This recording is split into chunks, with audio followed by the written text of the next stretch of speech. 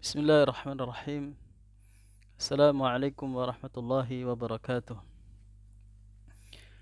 Innal hamdalillah nahmaduhu wa nasta'inuhu wa nastahdihi wa na'udzu billahi min shururi anfusina wa min sayyiati a'malina. May yahdihillahu fala mudilla lahu wa may yudlil falan tajida lahu waliyyan mursyida. Asyhadu an la ilaha illallah, asyhadu anna Muhammadan 'abduhu wa rasuluhu, addal amanah wa ballagha risalah wa nasaha ummah wa tarakana 'ala mahajjatil bayda lailuha kanahariha la yazigu anha ila harik. Ikhwani wa akhwati fillah, rahimakumullah. Pada kesempatan yang mulia ini, marilah kita sama-sama luruskan niat kita untuk mendekatkan diri pada Allah Subhanahu wa taala, dan kita terus meningkatkan kesyukuran kita, meningkatkan keimanan kita, meningkatkan keikhlasan kita untuk beribadah, terus taat kepada Allah Subhanahu wa taala. Kita lanjutkan perkuliahan kita. Pada pekan yang lalu kita membahas tentang rukun dakwah Islam atau pilar-pilar dakwah Islam, yang jika tidak terpenuhi pilar-pilar ini maka akan menjadi dakwah menjadi sesuatu yang lain. Bukan lagi dakwah, tapi bisa jadi jatuh pada aktivitas-aktivitas yang bukan memberikan kebaikan, tapi justru melahirkan kerusakan, baik bagi pelakunya maupun bagi subjeknya maupun objeknya. Yang pertama adalah rukun atau pilar yang pertama dakwah adalah ikhlas, yang sudah kita bahas kemarin. Rasulullah sallallahu alaihi wasallam bersabda, innamal a'malu binniyat wa innamal likulli imri'in ma nawa, faman kanat hijratuhu ila Allah fahijratuhu ila Allah wa rasulihi, faman kana hijratuhu lidunya yusibuha wa imra'atin yankihuha fahijratuhu ila ma hajara ilaih. Yang kedua, setelah kita mengikhlaskan aktivitas dakwah kita hanya untuk mendapatkan ridha dan pahala Allah Subhanahu wa taala, untuk i'la kalimatullah, untuk menjalankan kewajiban kita kepada Allah Subhanahu wa taala, maka yang kedua adalah diri kita harus ada dai-nya. Kita harus paham bahwa kita adalah dai yang sudah kita definisikan. Siapa dai? Dai adalah setiap muslim, baik laki-laki maupun perempuan, sudah akil balik, yang melaksanakan kewajiban agama Allah Subhanahu wa taala. Tentu harus segera berbekal, ya, karena orang yang memiliki ilmu akan bisa menjalankan tugasnya dengan baik. Sebaliknya, tanpa persiapan, tanpa ilmu, maksud baik mengajak kepada kebaikan justru berbalik kepada keburukan. Maka dari situ, secara cepat, bekal seorang dai adalah, yang pertama adalah fahmu ad-daqiq, pemahaman yang mendalam terhadap tema yang akan disampaikan. Ya, kemudian imanul amik, memiliki keyakinan yang kuat, keyakinan yang mendalam terhadap nilai-nilai kebenaran yang akan kita sampaikan. Kemudian yang ketiga, bekal dai adalah ittisal al-wasiq, bagaimana seorang dai memiliki hubungan yang dekat dengan Allah Subhanahu wa taala. Tentu ini satu yang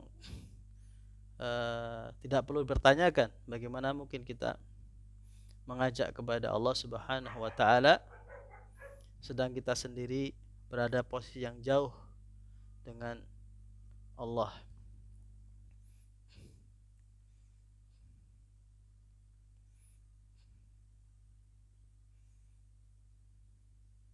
Selanjutnya, di samping perbekalan, pemahaman perbekalan mentalitas dan kebekalan spiritualitas yang tidak kalah penting yang harus segera berbenah bagi kita semua adalah masalah akhlak. Masalah akhlak dai.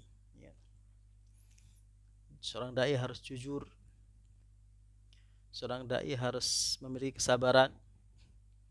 Seorang dai harus juga dalam waktu yang sama dipenuhi hatinya dengan kasih sayang kepada objek dakwahnya, sabar terhadap hal-hal yang tidak berkenan dari madaunya, harus jujur, harus ilmiah, menyampaikan apa adanya, tentu dengan memperhatikan madaunya hasba ukulihim, hadisuna sahasba ukulihim. Kita harus memperhatikan tingkatan objek dakwah kita, apakah perlu disampaikan semuanya atau perlu waktu, perlu khutwat, perlu tadarruj, perlu gradual, seperti yang kita baca dalam hadis Anas tentang masalah tawakal, ketika Anas mengatakan afala ubashirun nas, apakah ini aku sampaikan kepada seluruh umat Islam, para sahabat Rasulullah, ala yattaqilun, jangan, saya takut mereka justru salah memahami dan kemudian salah dalam memaknai arti tawakal. Seorang dai harus tawadhu, ya. Tidak boleh tinggi hati, tapi kebaliknya adalah rendah hati. Lihatlah Rasulullah Sallallahu Alaihi Wasallam ketika datang ke Madinah, orang-orang Madinah tidak bisa membedakan mana Nabi Muhammad Sallallahu Alaihi Wasallam dan mana Abu Bakar, karena pakaian Rasulullah seperti pakaian Abu Bakar, duduk Rasulullah seperti duduknya Abu Bakar, hingga Abu Bakar memahami itu dan kemudian memberikan ridanya, dia tutupkan kepada Rasulullah Sallallahu Alaihi Wasallam. Dengan begitu Al-Ansar, orang-orang Madinah tahu, oh ini yang ditunggu-tunggu, yaitu Rasulullah Sallallahu Alaihi Wasallam. Dan Rasulullah juga tidak pernah menolak apapun pemberian dari sahabat berupa hadiah, walaupun itu daging dari atau kaki kambing yang dihadiahkan pada Rasulullah Sallallahu Alaihi Wasallam. Kemudian seorang dai harus dengan ketawaduannya bisa bergaul dengan siapapun, al-mukhalatah wal uzlah, ya, bisa bergaul dengan siapapun dengan elegan, walaupun senantiasa harus memiliki waktu-waktu khusus untuk memuhasabah tentang dirinya dan Allah Subhanahu wa ta'ala, sehingga mukhalatahnya berinteraksi dengan banyak orang lebih banyak memberikan pengaruh positif pada mereka dan meminimalisir pengaruh negatif kepada sang dai tersendiri, karena pergaulan, interaksi akan menghasilkan yu'athir au yata'athar. Seseorang dengan interaksi bisa memberikan pengaruh tapi sekaligus bisa terpengaruh. Tapi dengan uzlah, dengan ada waktu menyendiri seorang dai sendiri, muhasabah atau menyendiri dengan teman-temannya, seperti yang dilakukan oleh Hasan al-Basri. Dia punya majelis khusus hanya untuk bermuhasabah, sehingga agendanya hanya mengevaluasi, bertaubat, beristighfar, dan kemudian untuk kembali bangkit beraktivitas dengan semangat dan nyaman. Rukun dakwah selanjutnya adalah, rukun ketiga adalah masalah mada'u. Ya, tidak, bagaimana mungkin seorang bisa dakwah kalau tidak ada objeknya? Maka seorang dai mencari objek, ya, bergerak mencari objek. Maksudnya tidak menunggu objek. Syukur kalau objeknya datang sendiri, ya. Tapi pada dasarnya penjual mencari pembeli, ya. Harus ada madaunya, harus ada objek dakwahnya. Siapa objek dakwah itu, atau yang kemudian disebut dengan al-mada'u? Kalau subjeknya disebut da'i, objeknya disebut mada'u. Al-mada'u adalah setiap manusia yang berakal dan sudah balik atau mukallaf, baik laki-laki maupun perempuan. Siapapun orangnya, dia adalah sebetulnya adalah objek dakwah kita. Tentu coba kita klasifikasi ya. Ini dakwah ini ada dakwah ammah, ada dakwah khassah, dan masing-masing memiliki objeknya. Ya, misalkan pertama adalah seluruh manusia. Tentu ini berkenaan dengan dakwah ammah. Ya. Bagaimana mereka mau memeluk agama Islam ini, menerima akidah Islam, menerima ibadah-ibadah Islam, menerima ajaran-ajaran Islam. Ini tentu konsumsi bagi seluruh umat manusia. Wa ma arsalnaka illa rahmatan lil alamin. Rasulullah sallallahu alaihi wasallam sejak awal merupakan nabi dan rasul bagi seluruh manusia.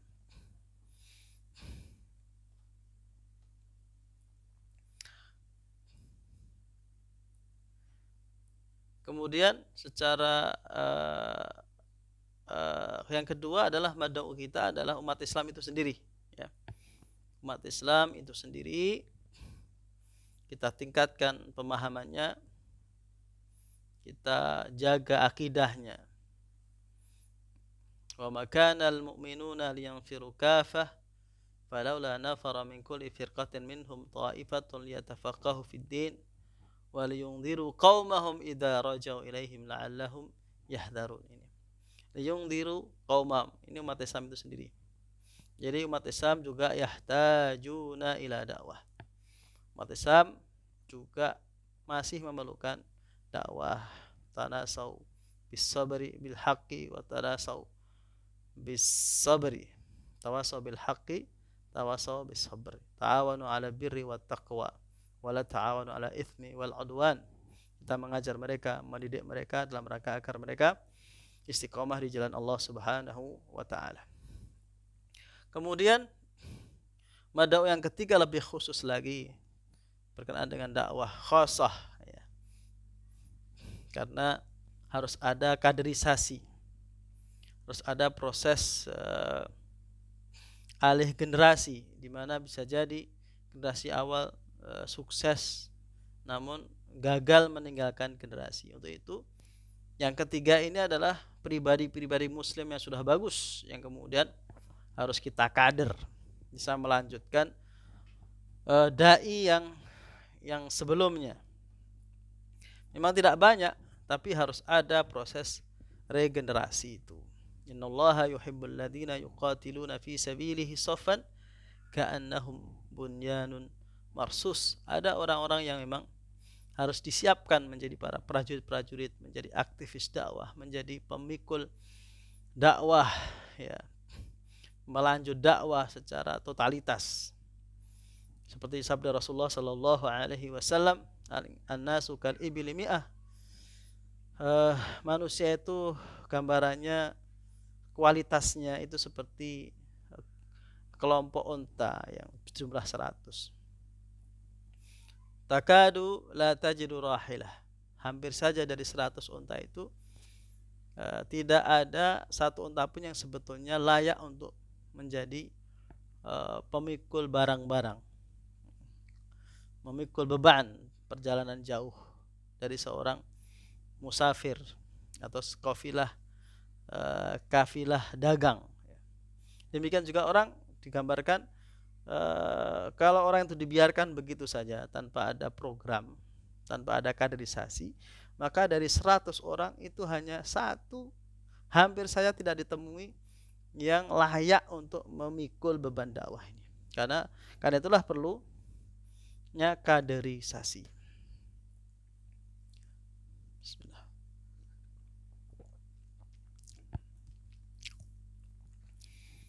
Perlu proses tarbiyah, perlu proses tajnid agar dakwah ini tidak berhenti.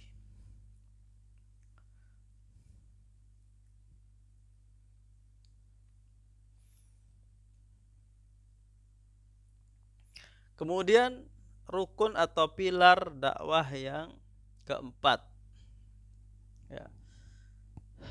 Dai-nya sudah ada, keikhlasan sudah terpatri, ada pelakunya, atau dakwah ini adalah ibadah karena butuh keikhlasan.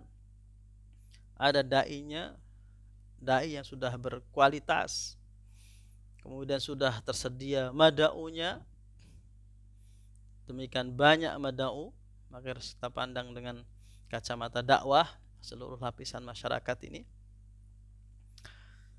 Kemudian yang keempat adalah harus adanya metode, manhaj, harus ada manhajnya. Dakwah ini tidak boleh dibawakan dengan aswa'i, dengan asal-asalan saja. Harus disampaikan dengan cara baik, seperti yang difirmankan Allah Subhanahu wa taala dalam surat An-Nahl 125. Allah berfirman, "Ud'u ila sabili rabbika bil hikmati wal mau'izatil hasanati wajadilhum billati hiya ahsan. Inna rabbaka huwa a'lamu biman dhalla an sabilihi wa huwa a'lamu bil muhtadin." Tolong ini dihafal ayatnya, ini tidak terlalu panjang. Ud'u ila sabili rabbika bil hikmati wal mau'izatil hasanah wajadilhum billati hiya ahsan.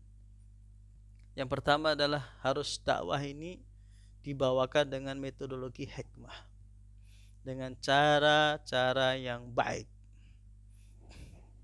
Tidak boleh al-wasilah tubarirul ghayah. Tidak boleh cara-cara yang buruk karena tujuannya baik. Tidak boleh kita mewujudkan cita-cita yang baik dengan cara-cara yang buruk. Dakwah ini adalah ibadah mulia, maka kemudian caranya juga harus dengan hikmah, dengan cara yang baik. Mau'izatil hasanah, kalau harus dengan nasihat-nasihat yang baik. Kalau hikmah ini kan kita menunjukkan kebaikan Islam, kebaik-baikannya Islam, kita yang tersembunyi itu kita angkat. Orang nggak tahu biar tahu. Ini metodologi pertama. Yang cuek biar nggak cuek, itu. Yang merasa Islam itu biasa saja, kita sampaikan nilai-nilai yang luar biasa. Orang merasa tidak butuh Islam menjadi merasa butuh terhadap Islam. Itu bil hasanah. Wal mau'idah bil hikmah tadi, maaf. Makna hikmah seperti itu, memunculkan sesuatu yang kadang orang tidak mengerti. Kemudian al mau'idah hasanah. Ya, metodologi kedua adalah bagaimana kita mencari momen-momen yang dengan momen itu nilai-nilai Islam bisa masuk. Kan? Mau'idah hasanah. Orang butuh nasihat, orang mengalami kesulitan, orang dapat musibah. Kita gunakan momen-momen itu untuk memasukkan nilai-nilai Islam. Rasulullah juga menggunakan itu ketika datang kematian, ketika ada peristiwa-peristiwa, maka di sana ada kisah-kisah, ya kan. Dalam Islam itu di Al-Qur'an adalah qasas, ya. Qasas ini adalah bentuk dari mau'idah, ya. Karena orang cenderung mudah dinasihati dengan tidak langsung, ghairu mubasyir. Tapi kalau langsung ayatnya tersinggung, maka Quran datang dengan cerita-cerita, maka kemudian manusia bisa fa'tabiru ya ulil absar, kemudian akal lebih bisa menerima dan berpikir dan kemudian mengambil kesimpulan yang positif. Yang ketiga, manhaj yang ketiga adalah kalau toh harus lebih lagi, yaitu dengan jidal, ya. Terlalu terpaksa dengan jidal, ya. Kan sebagian orang ingin lebih tahu dengan cara-cara bertanya dan berdiskusi. Itu pun tidak mengapa. Seorang dai harus punya kesiapan untuk berdiskusi, berdialog, ya. Pernah saya ditanya, kenapa dai-dai cenderung tidak bisa menampilkan konten-konten dakwahnya dengan cara-cara diskusi terbuka, ya. Lebih ke bawah kepada doktrin, ya. Bukan pada sebuah dialog yang membukakan pikiran dan hati. Ya, kira-kira itu sebagian kritik kepada para dai yang tidak menerima sistem diskusi, atau beberapa tokoh kiai atau ulama yang cenderung tidak membuka keran berdiskusi. Seorang dai harus bisa wajadilhum billati hiya ahsan. Kita harus punya kesiapan untuk memberikan satu argumentasi yang baik, bantahan-bantahan yang baik tanpa harus terprovokasi oleh suasana majelis tertentu ya. Dan memang ada tujuan orang agar dai terjebak dalam sebuah situasi di mana justru seorang dai kehilangan wibawa dan keilmuannya. Maka disyaratkan sini wajadilhum billati hiya ahsan. Kalau nggak mampu, jangan masuk ke ranah diskusi seperti itu. Melihat diri saya, saya belum mampu, saya belum bisa berpikir cepat, saya masih. Nah, silahkan berlatih, dan kalau belum mampu lebih baik wa idza khatabahumul jahiluna qalu salama. Ketika kita nggak sanggup menghadapi orang-orang yang jahil seperti itu, ya kita bilang qalu salama ya. Dengan cara-cara yang baik, kita mohon izin ya. Mungkin ada kesempatan lain berdiskusi. Jangan kita paksakan.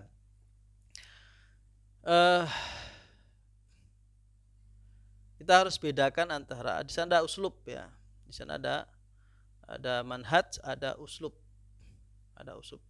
Uslub ini lebih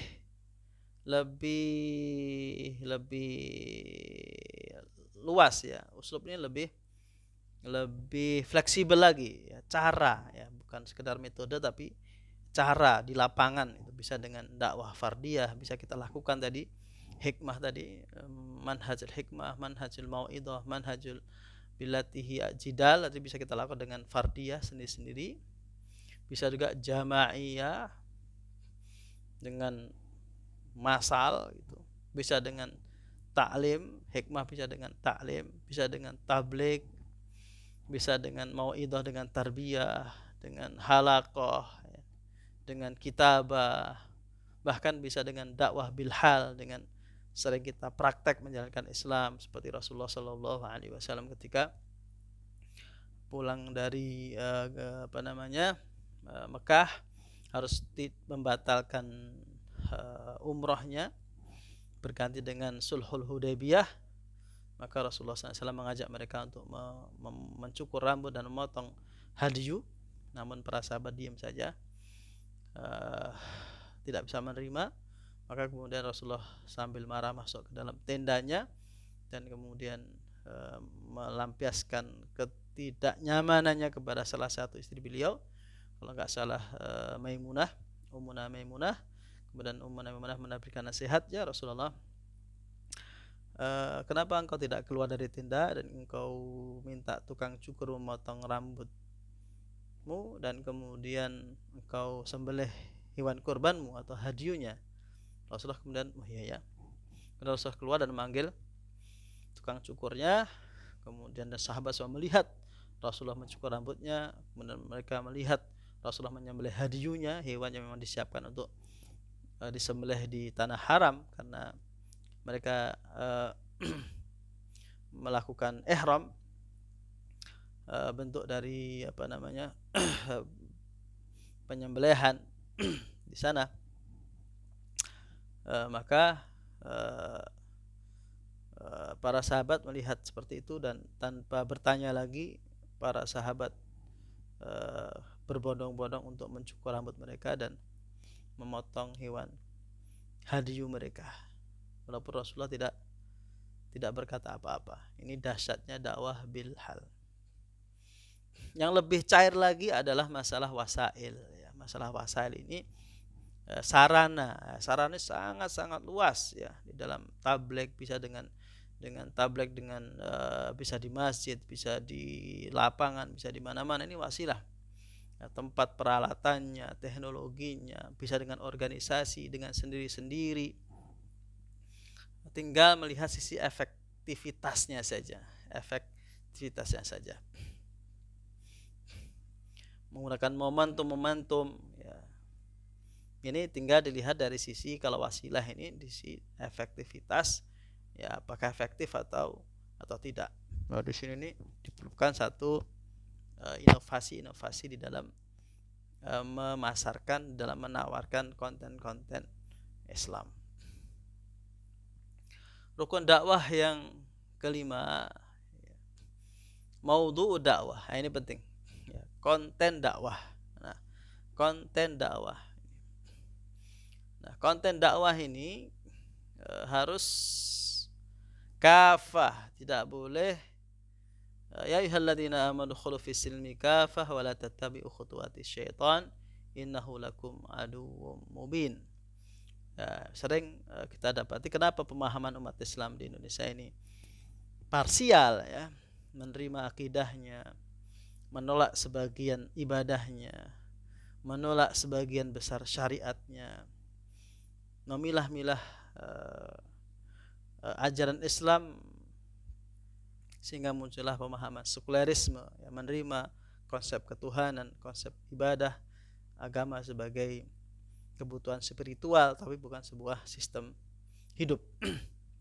Maka terjadi sekulerisme di mana-mana. Ini bisa jadi disebabkan karena konten dakwah yang sampai kepada mereka, yang disampaikan kepada mereka dia masih kecil, masih dalam pendidikan, ya konten yang memang tidak syumul ya, tidak komprehensif ya, tidak komprehensif tapi parsial. Karena itu datang Allah Subhanahu wa taala dalam surah Al-Baqarah 208, ya ayyuhalladzina amanu dukhulu fis silmi kafah wa la tattabi'u khutuwatis syaitan innahu lakum aduwwum mubin. Kontennya harus komprehensif, syamil, mutakamil. Wahai orang-orang beriman, masuklah kamu ke dalam Islam secara menyeluruh. Imam Hasan al-Banna dalam usul Ishrin, di usul yang pertama Al-Faham, beliau mengatakan al-Islam adalah tatanan kehidupan yang meliputi seluruh sektor kehidupan. Islam adalah pemerintahan dan tanah air atau negara dan umat. Ia juga akhlak dan kekuatan atau kerahmatan dan keadilan. Ia adalah pengetahuan dan undang-undang atau ilmu dan peradilan. Dia juga materi dan kekayaan atau pendapatan dan kekayaan.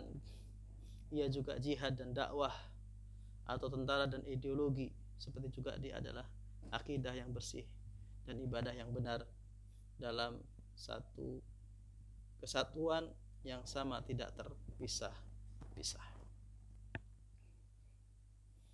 Maka dakwah kita harus juga ada unsur memberikan pemahaman akidah yang benar, rukun iman, rukun Islam, ibadah mahdoh, ghairu mahdoh. Kita sampaikan syariah, fikih ibadat, kita sampaikan fikih muamalat, fikih ahwal syakhsiyah tentang keluarga. Kita ajarkan, kita sampaikan dengan berbagai sarana tadi, uslub yang sangat fleksibel kita pilih. Fikih jinayat, kita sampaikan pidana sehingga tidak ada yang menolak syariat hudud dan qisas misalkan di kemudian hari. Disampaikan adanya fikih daulah sehingga umat Islam bisa mengikuti perpolitikan dengan bijak, dengan ilmu, dengan baik, sehingga tidak mudah ditipu dan atau bahasa kasar dikadali. Fikih jihad, kita ajarkan, kita sampaikan mereka dengan bijak agar tidak muncul lagi tuduhan-tuduhan kepada umat Islam sebagai pelaku teroris atau bahkan salah di dalam menjalankan jihad ini, sehingga umat Islam terjebak dalam perilaku yang kemudian diidentifikasikan sebagai upaya radikalisme atau bahkan sampai membuka peluang untuk umat Islam dituduh sebagai pelaku terorisme. Ini semua bisa jadi adalah kesalahan di dalam proses konten-konten dakwah yang mungkin sering melulu pada tema-tema tertentu atau tidak syamil ya.